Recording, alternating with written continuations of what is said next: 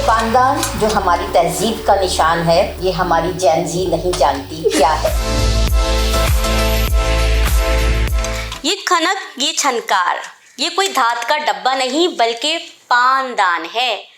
अब इन पानदानों की चमक मान पड़ती जा रही है और इसके साथ मौजूद सरौता और पिटारी संदूक में सो रहे हैं। मगर यही तहजीब दिखाने के लिए हम आपको लाए हैं दरख्शा सौले के घर पे, जिनके घर में बड़े सगीर की ये तहजीब आज भी जाग रही है। पान और पानदान की तहजीब बड़े सगीर की तहजीब है जो मान पड़ती जा रही है। हमें इन तहजीबों को ना उजागर करना है, ये हमारा एक सरमाया है।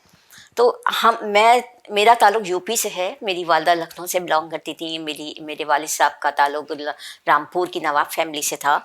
तो ये जो पान और पानदान की तहजीब, और आप यहाँ पे ज़रूर भी रखी हुई देख रही हैं, ये सब बड़े सगीर से पाकिस्तान आए हैं, इंडिया से पाकिस्तान की तरफ मूव हुए हैं। मेरी वालदा को जहेज़ में मिले, मेरी दादी की कुछ निशानियाँ हैं, मेरे नाना नानी की हैं, मेरे वालिद साहब की हैं, मेरी वालदा की हैं। तो पानदान जो है एक सकाफ़त थी, पानदान एक सिंबल था एलीट क्लास का वहाँ पे, और वहाँ पे रखा जाता था।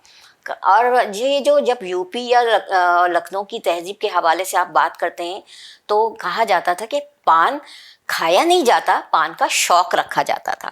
तो ये शौक की निशानी है। आप जैसे कहते हैं ना, एक इस्लाम में जो है दुल्हन का जेब खर्च मुकर्रर किया गया है कि जो शौहर की तरफ से मिलता है, वैसे ही पान का खर्चा भी दूल्हा अपनी दुल्हन को या मियाँ अपनी बीवी को दिया करते थे। ये एक तहजीब थी।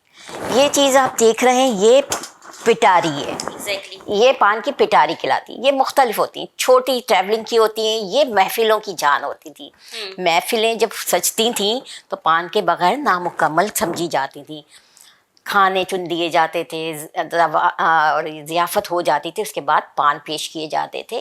और ये पान की जो पिटारी है, इसमें पान की गलोरियाँ रख के सर्व की जाती थी, जो महाफ़िलों का हुस्न थी, महाफ़िलों की जान थी। तो ये हमारी एक तहजीब थी।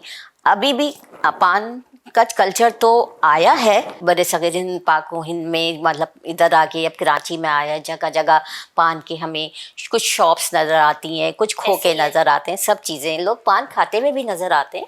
मगर पानदान, लेकिन वो पानदान नहीं है, ना वो पानदान है, ना वो पान खाने की वो तहजीब है, ना वो तमीज़ रही है जो मैंने अपने बड़ों में देखी, जो मैंने अपनी दादी को खाते देखा, जो मैंने अपनी वालदा को देखा। पानदान ना सिर्फ पान के लिए इस्तेमाल होता था, बल्कि ये एक घरेलू दवाखाना भी था, या आप समझे मेडिकल बॉक्स भी हुआ करता था। Exactly. क्योंकि इसके अंदर लौंगे, इलायची, खोपरा, ये सारी चीज़ें होती थी। जैसे अगर आपका गाल छिल गया तो वो खोपरा दिया जाता था, दांत के दर्द के लिए वो लौंग इस्तेमाल होती थी। ना सिर्फ ये, इसमें एक छोटा सा खाना हुआ करता था, इसमें शायद मौजूद है एक छोटा सा खाना, ये उसके अंदर रुई में मेरी दादी इतर भर करके रखती थी। उसके साथ एक छोटी सी स्टिक होती थी, जो मेहमान ख़वातीन दादी से मिलने आती थी, जो महल्ले की ख़वातीन आती थी, वो स्टिक भिगो के हाथ पीछ पे खुशबू लगाई जाती थी।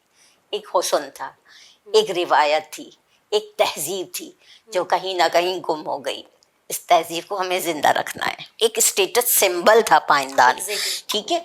जैसे आपने कहा ना, मुख्तलिफ मेटल्स के, ब्रास का होता था, और बेसिकली गोल्ड के पानदान तो खैर मैंने नहीं देखे, लेकिन गोल्ड प्लेटेड ज़रूर देखे, क्योंकि ब्रास के जो पानदान होते थे मोस्टली वो गोल्ड प्लेटेड हुआ करते थे, जो जहेज़ों में दिए जाते थे। चांदी के ज़्यादा होते थे, मेटल के अलग होते थे, और उसमें मुख्तलिफ़ अक़साम की चीज़ें रखी जाती थी। अभी आपने जिक्र किया, गलदान एक लाजिम थी। जब महफ़िलों में सर्व किए जाते थे, पान पटारी में खाए जाते थे, तो जो आप स्पाइक कह रही हैं वो पान की पीक कहलाती थी, जो अब कराची में आके पिचकारी हो गई है, जो हमें रंगों पूरे शहर में नज़र आती है। वो हमारी तहजीब कभी भी नहीं रही है। वो गलदान यूँ पकड़ा जाता था, और जो पीक करते थे ना, वो यूँ करके की जाती थी पीक, ताकि सामने वाले को आप स्पाइक करते हुए या पिचकारी निकालते हुए या पान की पीक फेंकते हुए नज़र ना आए। तो वो चीज़ें जो है आपको एक तहजीब की निशानी थी कि आप किसी को बुरा फील ना हो। इस पानदान को जब खोलें तो एक ज़माना, एक तहजीब کھلتی ہے اور جب اس پاندان کو آپ بند کریں تو ایک عہد تمام ہو جاتا ہے، ایک ایسا عہد جو اب صرف یادوں کے پان میں لپٹا ہوا ہے۔ پان تو اب بھی کراچی میں کھایا جاتا ہے مگر اس پاندان کے بغیر۔ کیمرہ مین محمد شعیب کے ساتھ مجھے سمیہ خورشید کو اجازت دیں اور نیو پلس دیکھتے رہیں۔ اللہ حافظ۔